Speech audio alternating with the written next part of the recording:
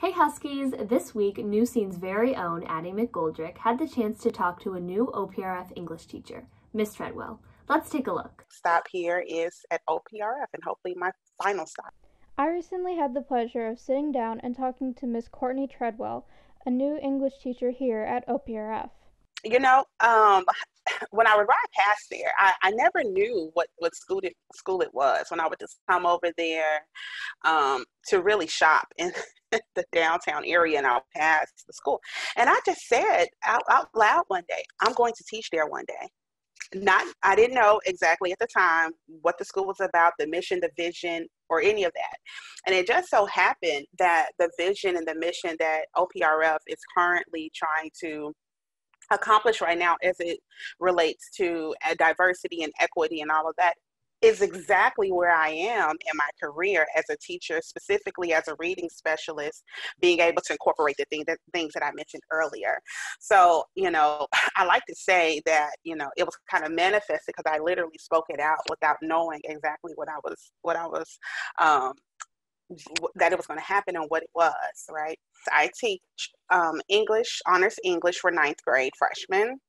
And I also teach literacy connection for students who need that extra help in improving their reading skills so that they can be successful in other classes.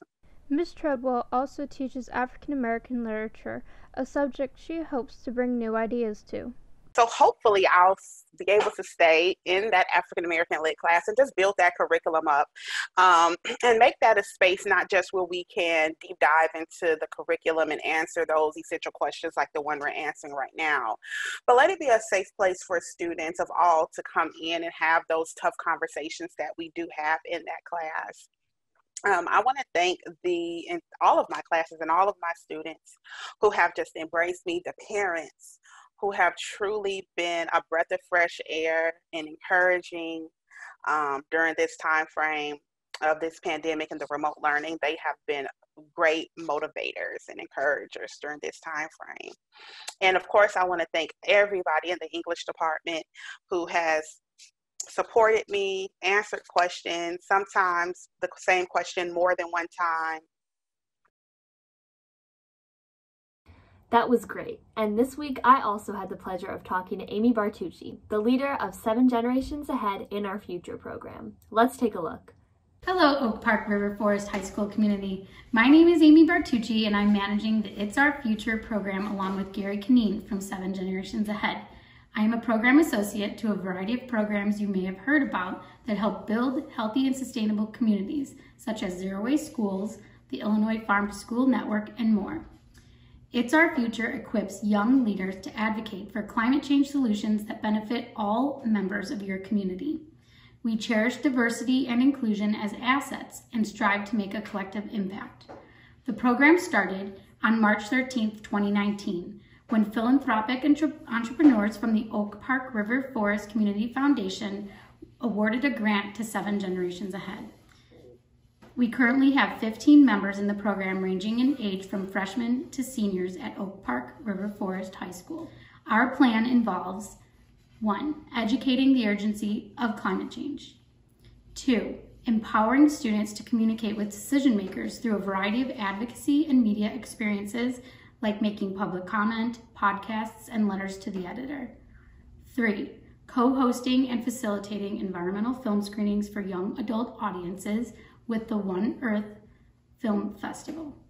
4. Connecting with local, national, and international climate events and organizations to work towards solutions to the climate crisis. First, we would love to have a larger membership.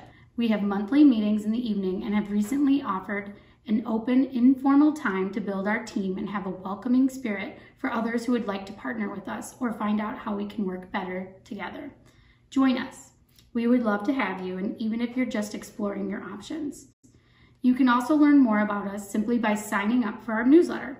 If you like what you hear today, our projects and our passions, please reach out to us. Our application form and button to sign up for our newsletter is on our website. Let me tell you a bit about our current work. We are making change in the community. It's Our Future is calling for change, using an online petition platform to advocate for composting for all in Oak Park and River Forest. The students are trying to collect signatures from residents and plan to bring the issue before the boards of both villages. You can help by signing the change.org, which is also on our website. We are creating podcasts. This project was interrupted by COVID-19, but we are publishing our environmental stories and look forward to sharing them with you soon. We are also hosting climate reality presentations for local audiences. This is a new effort. It's Our Future has 2 trained climate reality project leaders that can inspire action for climate solutions in the Oak Park River Forest community and beyond. Jelena and Lizzie, both high school juniors, begin the presentation by telling their own stories about becoming climate activists and end by inspiring their audiences to take action. You can find out more about these presentations on our website or by emailing me at amy@7generationsahead.org.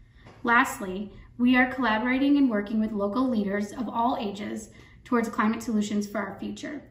Our next big event will be a virtual film screening with friends at the One Earth Film Festival Youth Advisory Council. It'll happen in early December. We hope you can join us. Our planning team gains experience with communication, speaking, understanding climate issues, facilitation, promotion, and more. Let us know if this one is for you. We have lots of opportunities, so we would love to have you join us. If you're interested in joining It's Our Future or just want to learn more, feel free to check out their website. Now, let's catch Addie and learn about some fun fall recipes.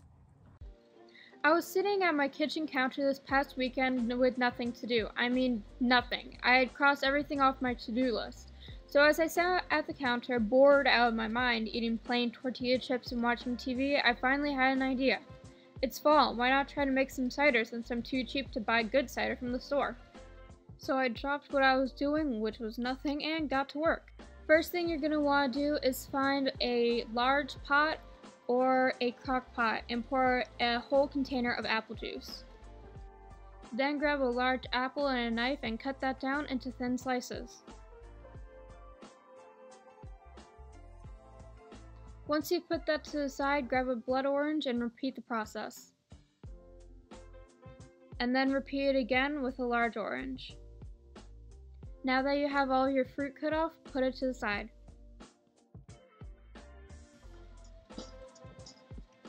Wait a second. Hold on.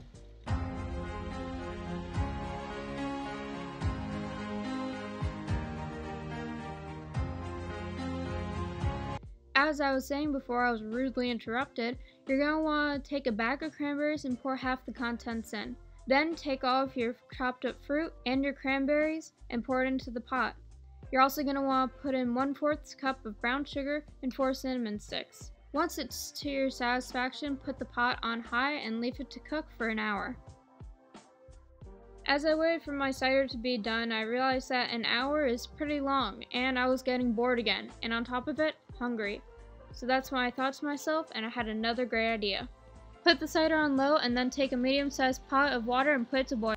Also preheat the oven to 400 degrees. Next, in a separate bowl, wait a second.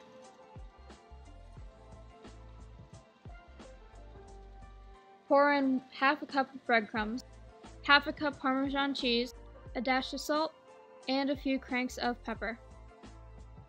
Mix that up and place it off to the side. In a separate bowl, pour yourself 1/4 cup of flour, a teaspoon of ground mustard, and half a teaspoon of paprika. Your water should also be boiled by now, so add in your macaroni. In a large saucepan, melt down 4 tablespoons of butter, add your flour mixture, and mix it until smooth. Then you're going to want to slowly pour in a mixture of 3 cups milk, 2 cups half and half. Bring to a boil and then simmer down on low.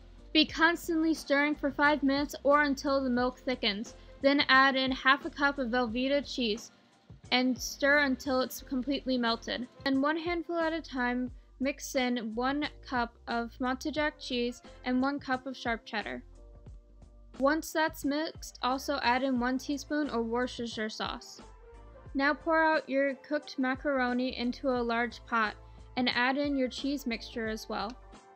Stir in the cheese and make sure that all the macaroni is completely covered. Then take those breadcrumbs from before and layer on top.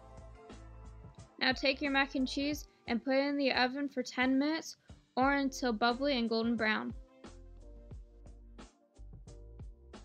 Now that you're waiting for your macaroni to cook, why not pour yourself a glass of the apple cider you just made?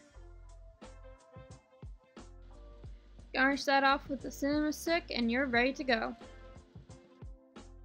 Once your timer is done, you can take your macaroni out of the oven and let it cool for a minute or two.